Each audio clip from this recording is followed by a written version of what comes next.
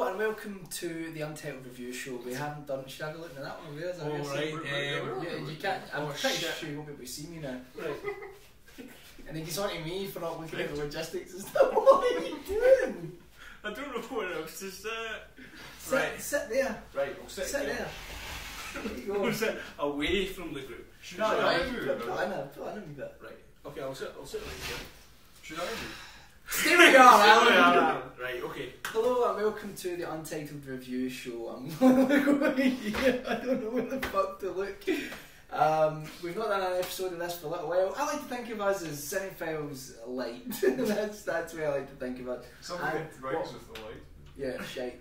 So I didn't really need to fill that in, did I? We actually did have an episode of it, but we don't know where it is. We don't, guys. Well, we got half of it. Just like an episode of Double Feature disappeared as well.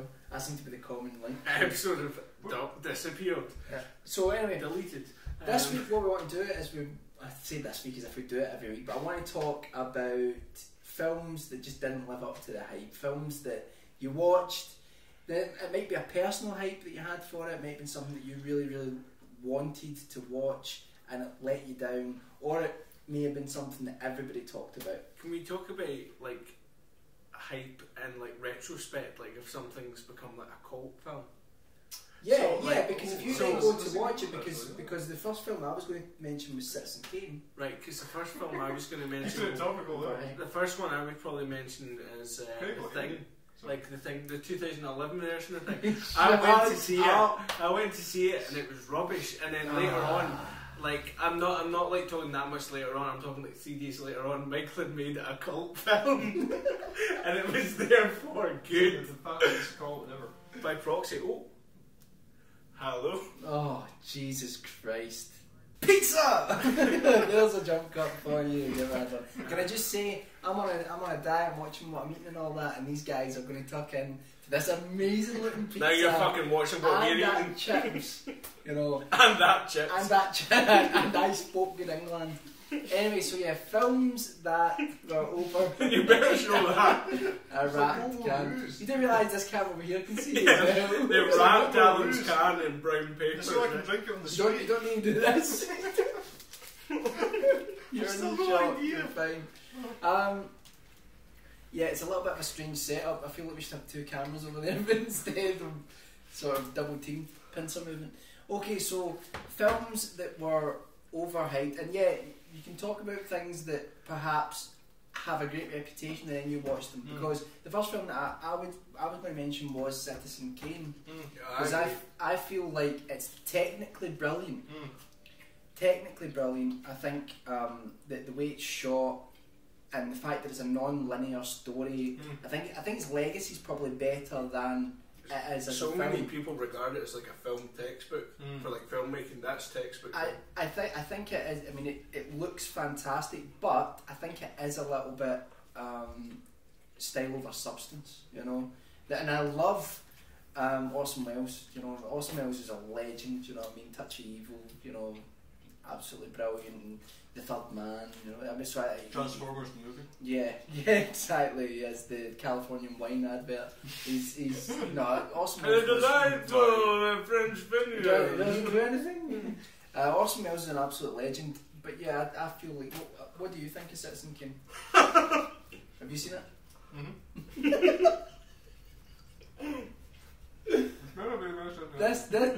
This is why I said waiting for it to finish. But then we'd leave the people waiting. No. Like we left them fucking 3 months ago with the last episode. Well, I think the thing about Citizen Kane is get ready. You better formulate something in the next mouthful. No, you're right. I think it definitely is that. Is a case of that. It's almost exclusive, or it's exclusively deep focus. Isn't it? Well, so everything's depth of field. So there's like complete depth of field, so that everything's in focus for the entire film. They do loads of aspects of that where they had to design it in such a way. What was the name of the cinematographer? Because a lot of people say there's an argument about whether the greatness of Citizen Kane was down to Orson Welles, the writer, or the cinematographer. No, you're right. For some strange reason, I keep thinking the guy's name's something Todd, not Sweeney. You could be right. I'm not sure. But yeah, because the cinematography is amazing. I mean, it really is fantastic, and there are moments in it that Orson Welles is a just his charisma. You can't help but like him. You see the scene where he's dancing with all the girls and he's laughing and smiling at all his mates as he's doing it. You can't help but and then he realised the camera was rolling. And like, hey, there's the film. But yeah, I think that because Citizen Kane was one of the films that in the 1950s, you know, the French movement, where they said that it was, you know, a prime example of auteur theory, and I think the thing is with Kane is that there is a lot of argument. Like I've read stuff where other people involved in the film just say it wasn't all Orson Welles, you know.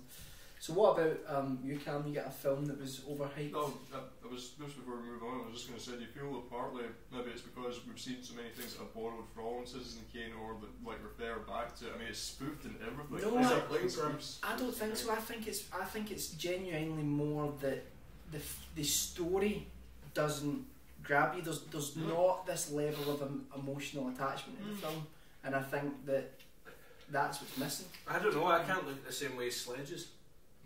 Sledges now are forever personified by. There's a real Ghostbusters episode with a ghost trying to find a sledge called Rosebud. Nice. Because I remember them doing it. We've just ruined the end of what Citizen Kane means. I know. Spoilers. Aye, Rosebud. Fuck. So lots of double meanings. Well, that's the thing, because double only implies two. Lots of double. They're all pairs. Allegedly, no, you know, because it was based on the newspaper magnate George Hurst. Yeah, and Lord Beaverbrook, was that his title? I don't know, but his name is Hurst or Hurst. I think allegedly Rosebud was the nickname of his mistress's private parts. Yeah, no, Rosebud. There was that. There was another explanation of what it meant, but both ways it was an attack on Hurst because Hurst tried to get it banned. You know, when he heard they were making it. Another film that was entirely overrated that was style over substance was Avatar. Yeah. Avatar was a shit film. You know the best thing about it is when you go online, you can find the plot synopsis of Pocahontas and find that only the character names have been changed, and it's still the plot for Avatar. Avatar was really a tech demo for James Cameron to go, look how cool 3D is. And for Michael Bay to come along and then just try to go, well, we can do that as well with robots. I felt that when I went to see Avatar. First of all, I was sitting thinking, I wish I was watching this in 2D because it is supposed to be so vibrant. You get that 30% colour loss, and then watching it as well, I felt bitterly disappointed in it because I felt like James Cameron, you know, you look at films like Aliens, you look at The Terminator, you look at even like Terminator 2, The Abyss, and even I have to say it's only been recently that I've watched Titanic because I didn't watch it for years because that whole thing where they made a guy. It's just a bit shit. No, it's because they made a real life man a murderer in the story who's a Scotsman, but that doesn't really matter where it comes from. But he, but I didn't really want to watch it because of that because I felt that was like sinful what they did. But I watched it and I actually think Titanic's alright. Well, it's a good spectacle. I think that was, you know, the thing is that I don't really care for the story of it, but I thought, you know, as a spectacle, I thought they did very well with it. The last sort of half an hour is dynamite. You know, I mean, it is really well done when the ship's going down. I liked the bit where he's drawing tits. So, but with Avatar, what did you have you seen Avatar? I've seen it. Honestly, mate, it really is. There's nothing much to it. And the thing is with James Cameron, is this not the thing that shocked you the most? James Cameron does brilliant scripts. His scripts are normally fantastic ideas in them, and more than that, he designed the Predator, or he was involved in the design of the Predator. They initially had a really shit design for it, right? Which Jean-Claude Van Damme was going to do. Insect and James Cameron was on the flight with the was it Stan? I think it was Stan Winston. On the flight with, and he said to Stan Winston, "I've always thought it'd be cool to see an alien with mandibles." And then he sketched it out and went, "This is fucking awesome. This could probably kill Arnold Schwarzenegger," and that was the look they went for. was it something like that? Cameron had been listening to a lot of Jamaican music around the time. That's where he wanted the dreadlocks and all that. It meant to be a Rastafarian war. But I think that James Cameron to me is like a prime example of when you've got other people as well. I think Peter Jackson's going that way, and I really hope he doesn't totally. But I think King Kong is a good example of this. When you've got a director like George Lucas as well, who has nobody to say no to them, no one to keep them grounded, and who just basically they get more obsessed with this idea of changing cinema than telling a good story. And I think that's the problem with Avatar, is that, like you say, tech demo's the best thing I've heard about it, because that sums it up completely. So, Alan, what about you? Have you got any? Well, any just before we move on to another one, I think King Kong you touched on there. I mean, do you not think there was a lot of hype going around that? And I don't know, what did you just think of it? Hour and a half too long. Exactly. Do you know what was disappointing about it? That was the film that made Peter Jackson want to be a filmmaker, and he'd been harking on his whole life about wanting to make that film. And to be honest, it didn't look like a lifetime of work to me. I think when I watched it, I have to say, the one thing I would give it credit for is I still 3D. I still had a lump in my throat at the end, you know. Right. What? The thing is, you never get emotionally grabbed by a film, right? So I just know what your uncle's like. Right. So like I still felt like the film had like a slight emotional impact, but I don't think that. And there were some great things. The whole sequence with the insects, I was going to say the aliens, the insects was really well done, but so overly long and just so self-indulgent. It was unbelievable. What was a mess as well. I mean, so the elements that they added in, it was like there were two different films going on.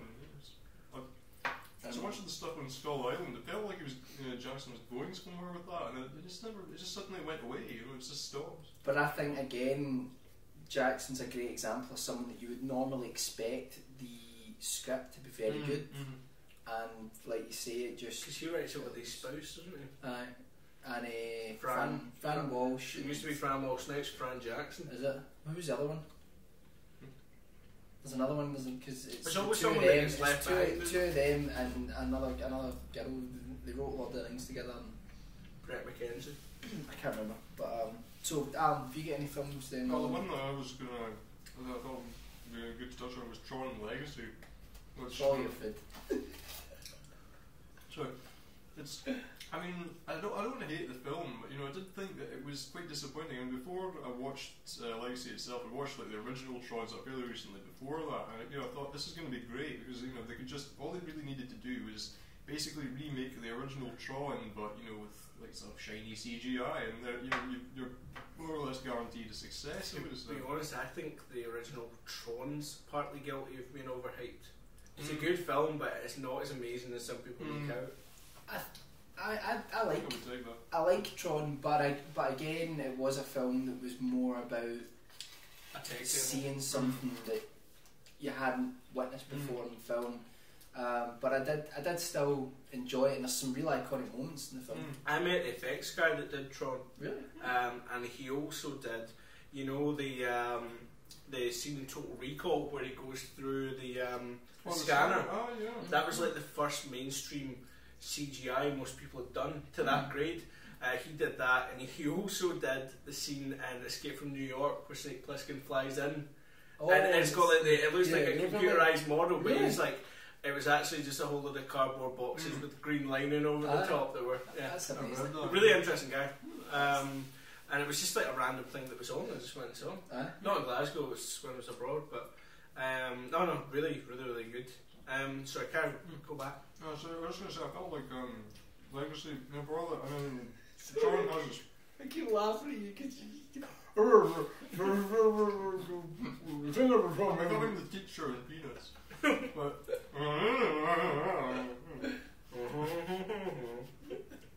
but... Essentially, for all that Tron has its problems, I felt Legacy was a real step down from it in terms of... It's particularly the script I felt, there was the bones of a reasonable enough story there, I guess. But, the script, I mean, the lines, particularly for Jeff Bridges, were appalling. Yeah. I mean, like, Jeff Bridges is, you know, probably one of the best actors of a generation. Can they not write him some better material to work with? He was completely wasted in that film. I've not watched it. I've watched it. I thought it was a sin to try and recreate Jeff Bridges' CGI. That was the other thing. The CGI with the face and everything. I mean, it was good, but it wasn't. But I liked the article I read that said that, unfortunately, with Jeff Bridges having no son, we had no real idea of how to model him as a young man. It was like, you could go back and look at the films he did, try that. And they were like, so we used one of his daughters instead. And I was like, fuck, that would have been an awkward conversation. Hey, you look pretty manly. How do you want to be a young version of your father? Well, thanks. My best sort of memory event connected to Tron was I used to, when I was in primary school, I used to go up to my mates at lunchtime. Smack them with concrete discs. We'd paste some razor blades onto a frisbee and start throwing it at people. No, I would go. Wait a minute, it'll burn away. We'd put up the old ZX Spectrum and we'd play like it was like Tron light cycles, and it was a bit like Snake, the game Snake, only it was 2-player, and you tried to. It was great. There's a 3D version of it online. It's brilliant. It's pre-download. It's hard as fuck. Right. Frustrating as well. See, once you know you've pinned yourself in, quit! That's the thing about online. If you're ever playing online, you're like, if things are going awry, quit. That's why you kind of wish that would happen in real conflicts, you know, things are going shit, quit. Server disconnected, goes back to the way it was originally. Fuck you, Tony Blair. So, another film that I do like aspects of. There's some things that I really like, but I think certainly was really overrated at the time, was Jurassic Park, the first one. Really? And I think that's one that was. CGI was pretty incredible for the time, and still is. It's the best. See the T-Rex? It's the best. Where you going? I don't know. Who's talking? The T-Rex CG, I think, the fact that it's built up from animatronics and they used it alongside the animatronics, I think it's the best CG that I've seen, and that's what 20 years ago now. So, 20 years ago. I know. I don't know what Callum's doing. Oh, there we go.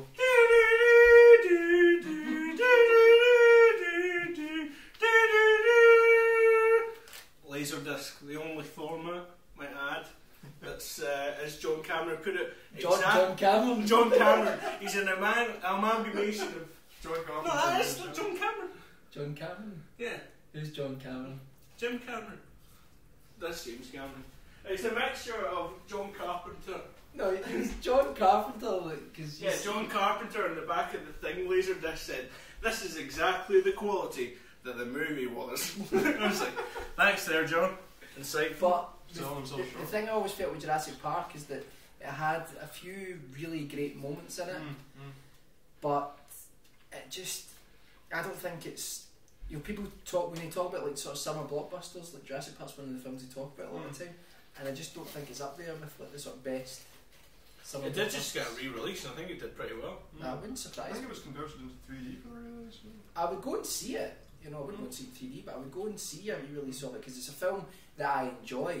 Just like I enjoy Citizen Kane and Jeff Goldblum. But well, I was going to try to do a really bad Jeff Goldblum impersonation there, but that's a fly, by the way. Absolutely decided against it. How did you think it compared with the second Jurassic Park? Because a lot of people really I like the second one. I think the second one's really underrated. How shit? We used to be controversial. Didn't like the original, liked the sequel. I think the second one's actually very good. You got Pete Postal later, like and that just makes anything 1,000,000% better, doesn't it? Not anymore. Yeah. Another one I think's overrated, and this one's going to stick in a lot of people's throats. Memento. Oh, what is he like? Fucking hell! You're taking every film student's idolised films and throwing them at the wall. Oh, you know what? Citizen Kane, overrated. I think Memento, overrated. You know what? Christopher Nolan, he's gonna fall. No, he's made some good films, but Christopher Nolan is my favourite director working today. Basically, right. Oh, working today. I was gonna say because all time it's got to be Kubrick. My favourite director's John Carpenter, but actually your favourite. The best director's Kubrick. I don't think Kubrick's the best. Are you kidding me? No, I think Alfred Hitchcock's the greatest director of all time. Alright, okay, that's pretty good competition. But I think it's hard to say any one person. If they were in a fight, who would win? If they were in a fight, who would win? Kubrick would win. And there's a lot of mass in... If it was young Hitchcock... There's a lot of mass in Hitchcock. But the thing is, I mean, once he gets moving... What if they were like in a wrestling match? If it was sumo. If it was sumo, then... I think Kubrick would just stab him. I think Kubrick would just stab him to death. I'm going to drink this in the bag. To sing in the rain. I'm stabbing in the dark. But, yeah, I think... I think like, Memento was a good film. I enjoyed it. But again, it's people seem to like, rate it as this like absolute classic. And... I mean, I think Craig does. Really? I think Craig absolutely. Like, he had like 3 copies, different editions of the DVDs and all that. But I have to say that I don't necessarily think that Insomnia is a better film than Memento. But I think it's not. But I think Inception's a better film. I think The Dark Knight's a better film. And I think there's an argument to say The Prestige is a better film than that. There's so many people that say Dark Knight's overrated.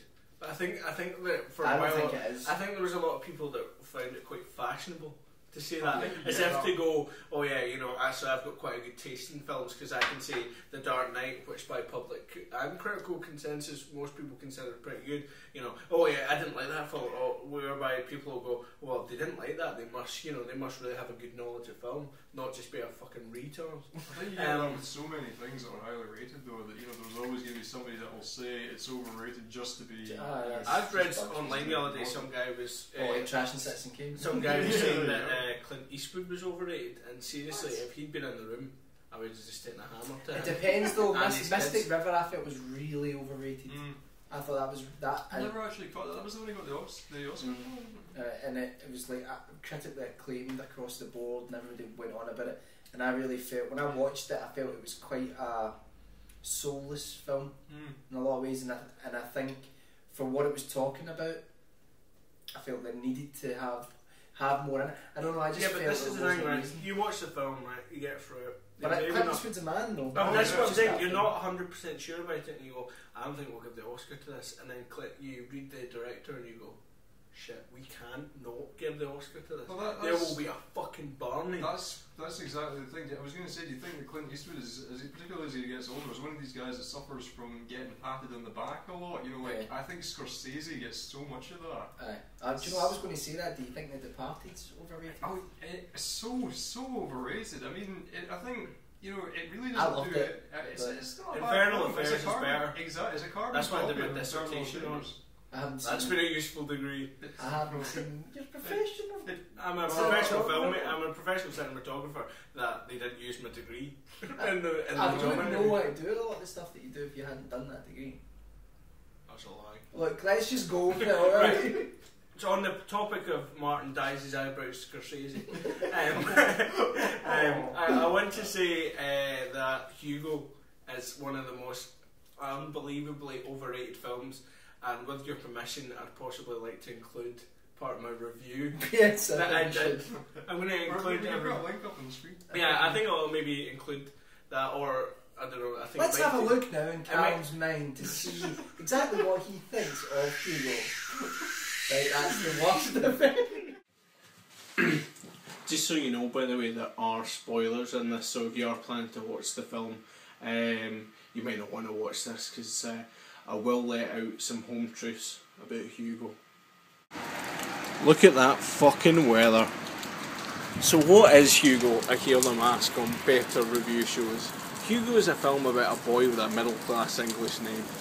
Well, it's not really, but unfortunately what Hugo is, in my opinion, a missed opportunity. Right, so hear me out. I know there's going to be a lot of people that are going, oh, it's directed by Martin Scorsese, oh, it's got a really good cast. Great, but let's look at it from another angle. Hugo's a missed opportunity because it could have been fucking awesome. It could have been a really gritty kids film, right? Now, I'm not saying that Hugo should have gone about booting other kids' heads in. I'm not saying that. Would have been welcome in this film because it dragged on for a fucking long time, but I'm not saying that.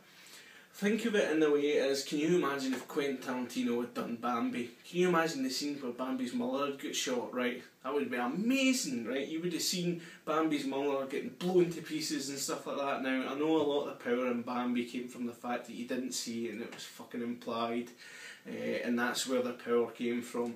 But, I mean, can you imagine as a kid if you just seen the deer hunter coming up, blowing his head off? Imagine it being Robert De Niro, could have been Bobby De Niro, firing that shot, blowing Bambi's mother to bits. I mean, that would have scared the shit out of you as a kid, or at the very least put you off of anything.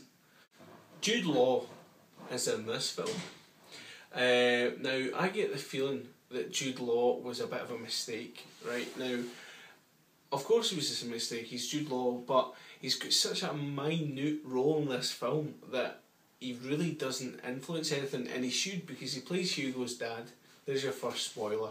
And there's some kind of underlying element that he was, you know, kind of trying to make Hugo happy in the longer term, but no, there's not enough there, right? Now, I get the feeling that Scorsese has been out with the lads. Now, I'm thinking probably Spielberg, Coppola, all the boys. They've had a fucking good time. They just got totally pissed, and they thought, you know what, be hilarious, let's put Jude Law in a film again. And they thought, aye, that was good, because that worked well in AI, didn't it? So basically, they've done that, and then Scorsese, I think, probably sobered up in the morning and thought, what the fuck have I done? I've put Jude Law in a film. So he thought, you know what, I'll tell you what I'll do. We'll basically put him in as little as possible. You know what, actually, we'll have him literally die in a fire. People won't care if he literally dies in a fire, and we'll make him literally die in a fire. And I think the worst thing about it is the fact that he died in a CGI fire. They didn't even bother to get my real one. Many people consider it to be a particularly good idea when you're making a film to start with something like this. This is a piece of paper, and I've got my pen here. Nowadays people would use perhaps their computers with their access to their internets, the internet being a brilliant thing where arseholes like me can have their own television show, and we would start to jot down films. So if I was Martin Scorsese, I would be writing the name of the film, which is Hugo. Maybe would not be writing like a crippled child, but there we go, that's Hugo there. And we'd start to write down ideas. For example, little boy, no friends, lives in clock. Right, it's for, you've got like that, okay, so that's a basis of a story. That is what we like to call an idea. Now, ideas are good because ideas allow you to develop into a story. Now, stories are comprised of ideas, lots of them. So, for example, I will put idea plus idea equals story. And obviously there's a degree of workmanship involved in that as well to get that up to the level of being a story, but fundamentally you need some good ideas. What Martin Scorsese unfortunately has done has just gone idea, idea, idea, idea equals hopefully story. Now, Martin Scorsese has introduced a great deal of characters that don't really add anything to the film. Now, I can see what he's trying to do. For example, there's a lot of kind of romances that are kind of obvious, but possibly may or may not happen because of failings of one of the people or both of the people that are involved in them, right? It's a very kind of European thing to do, and Martin Scorsese's littered the film with it. But it doesn't add anything to the story and it doesn't tell anything better. So as a result, rather than having a film that goes along and has nice wee twists that keep you interested, and comes to a logical conclusion. Martin Scorsese is plodding along, fucking round the loop, and along and up and around and along. And the film just basically just goes like this, because you get to the end and about this way, which is probably about halfway through the film. I know this isn't to scale, but about halfway through the film just goes totally fucking mental, and it's no longer about Hugo, and it's about kind of very poorly represented filmmaker called George Méliès, I think is the surname. I don't know, I can't pronounce it because I didn't do French at school, because I did German, because history has always proved that we're statistically more likely to be invaded by Germans, so German would help. That's an idea, actually. I'll write that down. Idea. You can have that one for free, Martin. Hugo, I've not watched Hugo. I did want to see it. I mean, it was on. Well, I'll tell you something that I thought maybe it wasn't so overrated, but I was left really sort of empty by Shutter Island when you're talking about beautiful cinematography, right? Looked fantastic. Felt like it was going to be some sort of maybe even noirish horror film, and just so let down by it. It was really just, hello, I'm Ben Kingsley, look how good an actor I am. It was really that. And Leonardo DiCaprio was held by the hand. Who's I think he's a proficient actor now, despite the fact that he hate his early career. I think he's really come on. At the end of the film, being guided along by him, going, I'm a better actor than you. I'm a better actor than you. Come into this room where I'll be a better actor than you. What about Blade Runner? No, I'm joking. Let's talk about films that people are saying are overrated but weren't. Drive. Haven't seen it. I've just got to get the DVD. Is that not another topic though for a different show? Drive was fucking brilliant. You're just going to talk about it anyway. That's it. I think though that the problem is now, especially with the rise of the internet, you've got such a large forum now where you're going to always have idiots. You're always going to have people with different opinions. People that say that Escape from LA is a parody. People like that. People like Michael Whitehouse. Oh, Escape from LA isn't a bad film. It's a parody. Escape from LA is, in my opinion, really underrated. Ralph Lawrence said it was shit. See when we went to see We Live, he said it was shit. But at the end of the day, he's on TV. Alright, fair enough. He's got that over me. And look where he's come from. I know he's scum like us. I know he's fair enough. But are there any other films that you guys have thought of that just infuriated you when you watched the fact that some people think the Star Wars prequels are good? Well, I think Revenge of the Sith has its moments.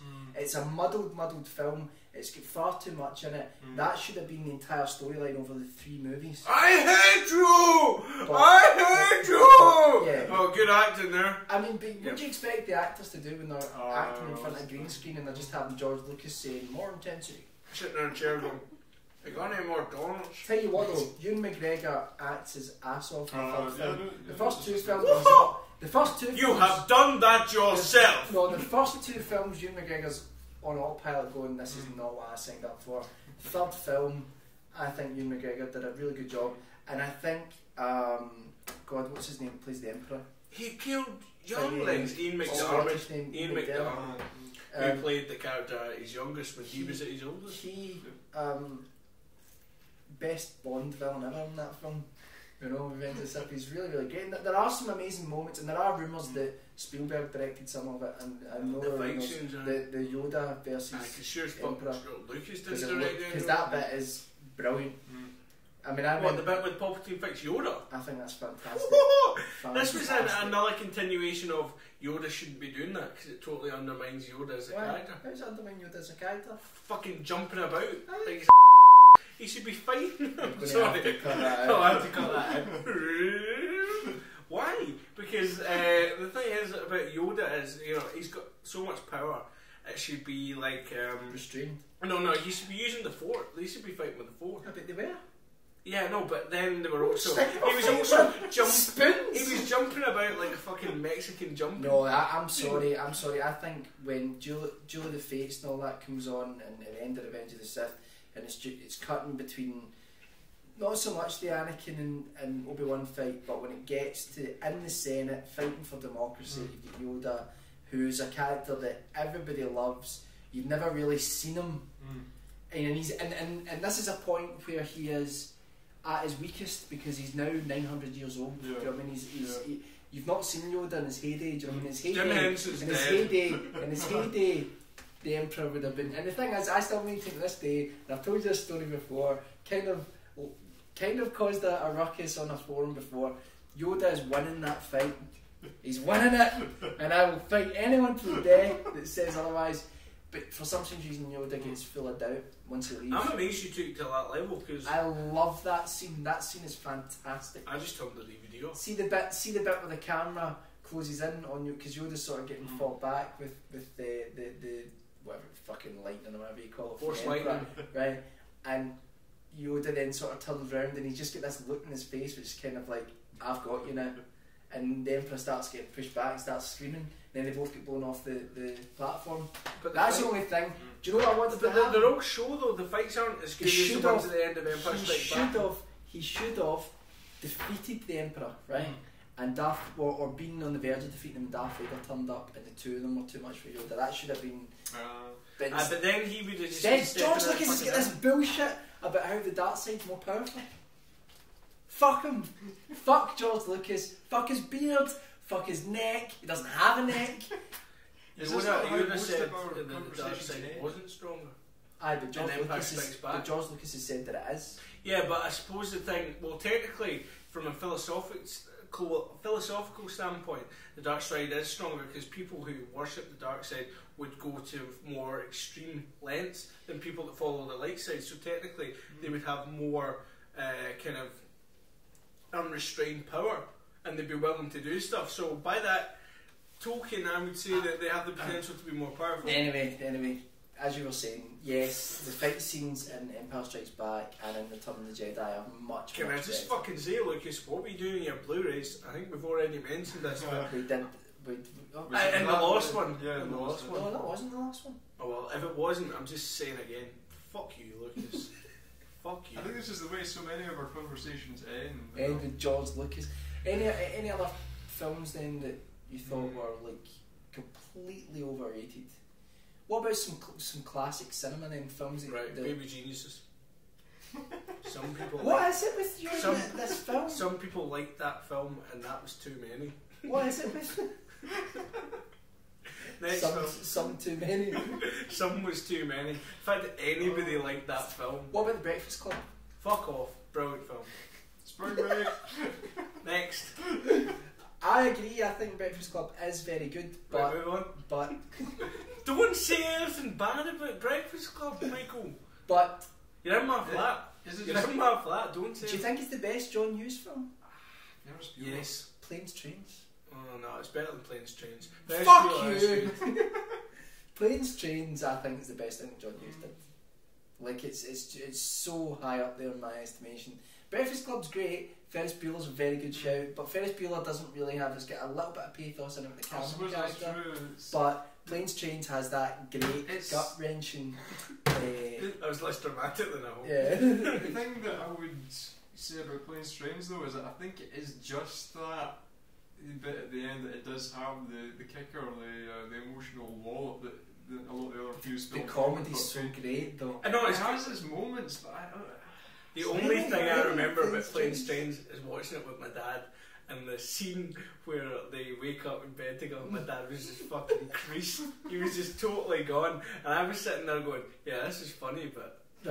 See my old neighbour, right? He's not an old guy, it's just he used to be my neighbour.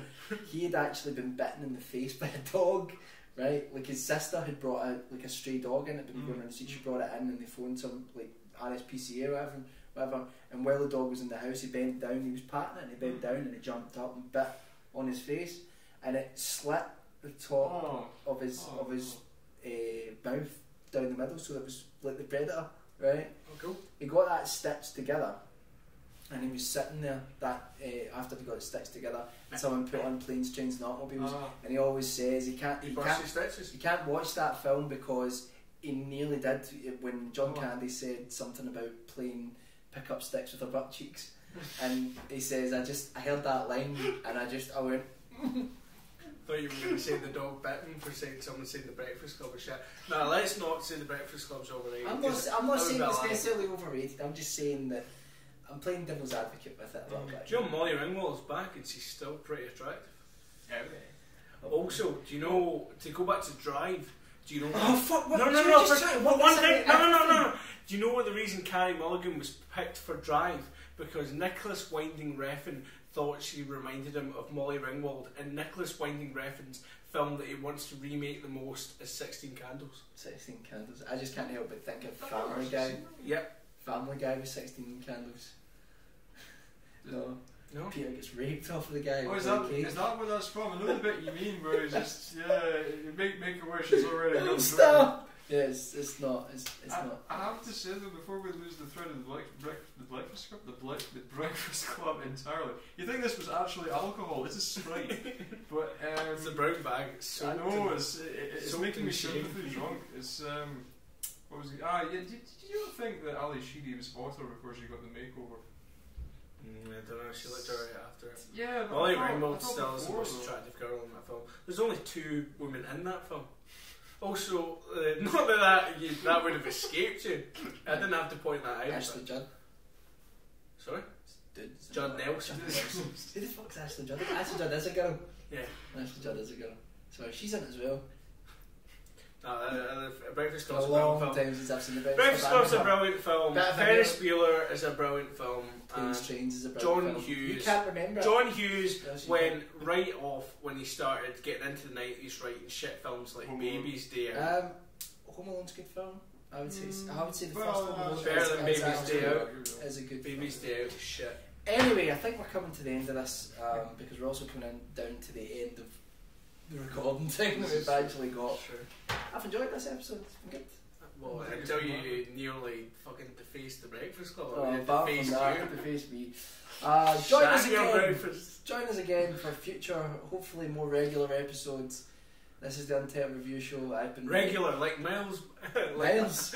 Like Michael's. My name's Miles now. My name's Miles. Michael's Bills. I've been Miles. This is Cedric and Tobias. Andrew.